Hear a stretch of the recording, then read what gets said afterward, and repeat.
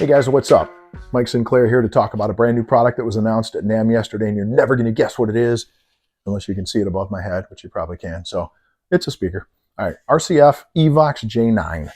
This is a demo for review purposes. This is not my purchase. I just got my hands on one because I suffer from latest and greatest syndrome. My wife's probably like, another speaker, Mike, really?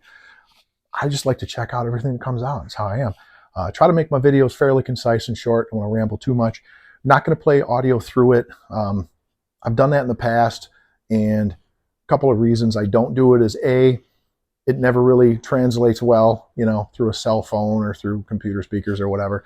And B, copyrighted music gets flagged all the time if you play X amount of seconds of it, so it's kind of a pain in the butt. But I'll just give you my thoughts on this, break down some specs, and tell you what I think. So first off, it's an evolution to the J8, which had the threaded pole and the speak-on cable. A lot of people like the ability to turn the top with the 120-degree horizontal dispersion, which is very wide. I've never seen the need to turn the top of a column array. A lot of people set up in the middle, put their speaker systems on either side, and do what's called towing them out, where you turn the whole system a little bit left and right. That gives you a broader coverage, and it also prevents something called comb filtering, which is when two speakers are too close together, the frequencies can kind of mess with each other, cancel each other out. So I like this. It has a nice clean look to it. You got your aluminum column here. A lot of column array speakers, where the column piece goes into the sub, has a lot of play. You might, if you've had them, you know, sometimes you pull on it and it's kind of wobbly. This is pretty good. They did a nice job of getting that locked in there pretty tight. And the top has a nice little nub there and 4 connection points.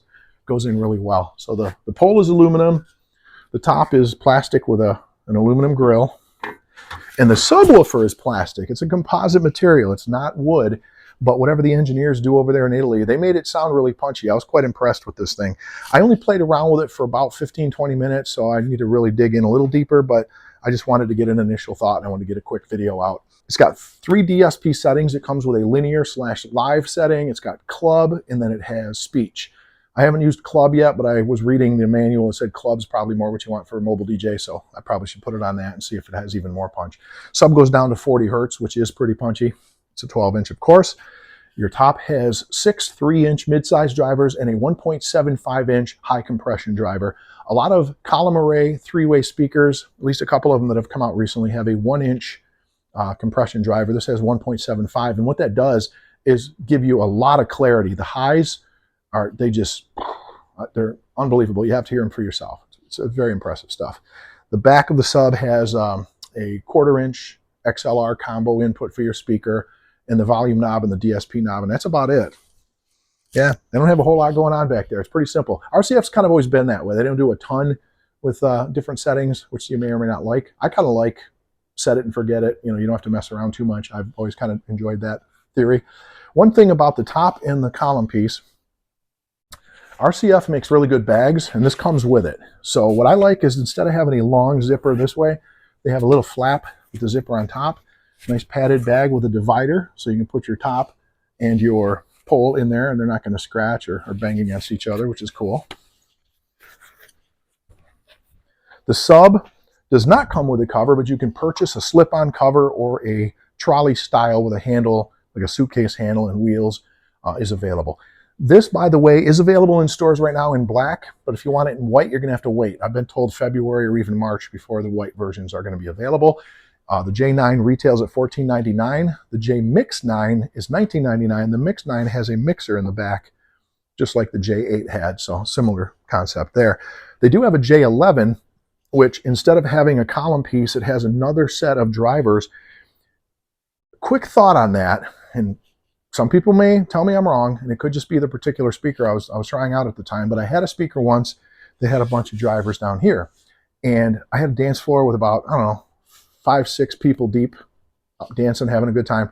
I went over to the bar to get a Coke, and when I was on the opposite side of the dance floor where the bar was, I couldn't hear a lot of this, and it was pretty loud. The bodies absorbed that sound, so I kind of like a speaker to have the drivers up higher. I don't know that you need them down there, but hey, to each their own. Just my 2 cents there. It might be right or wrong. Sub has a really nice handle. It's got a rubber grip underneath. This is supposed to be 63 pounds, but it doesn't feel that heavy to me. I don't know. That's what they say. When you look at specs, on a lot of these column array speakers. I'm going to move that out a little bit because I don't want it to hit up here.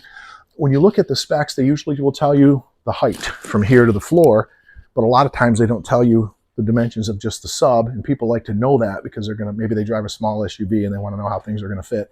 So I'm going to grab a tape measure and do that for you. This, by the way, it's 1 inch shy of being 7 feet tall. It's like 83 inches. So if you wonder what the dimensions are, we're looking at just under 14. It's about 13 3/4 that way, 18 inches that way, and take two, 23 inches from the floor to the top. It's a 2100 watt system, 1400 on the sub, 700 on the top, 130 decibels of SPL. So it's very loud, very punchy, very clean overall sound. The sub goes down to 40 hertz. One thing I forgot. So this, like I said, is almost 84 inches. If you need it to go up even higher, they do sell a separate pole where you can extend it even further up. I forget the length, 12 or 16 inches, something like that. Of course, available in black or white, depending on what you need for your system, but that is an option there as well. That's all I can think of. If you have any questions, post them below, and I'll try to answer them as soon as I can. If you want to like and subscribe, that's always appreciated. Have a great weekend. Thanks for watching. I'm Mike Sinclair. Now you hear me. Now you...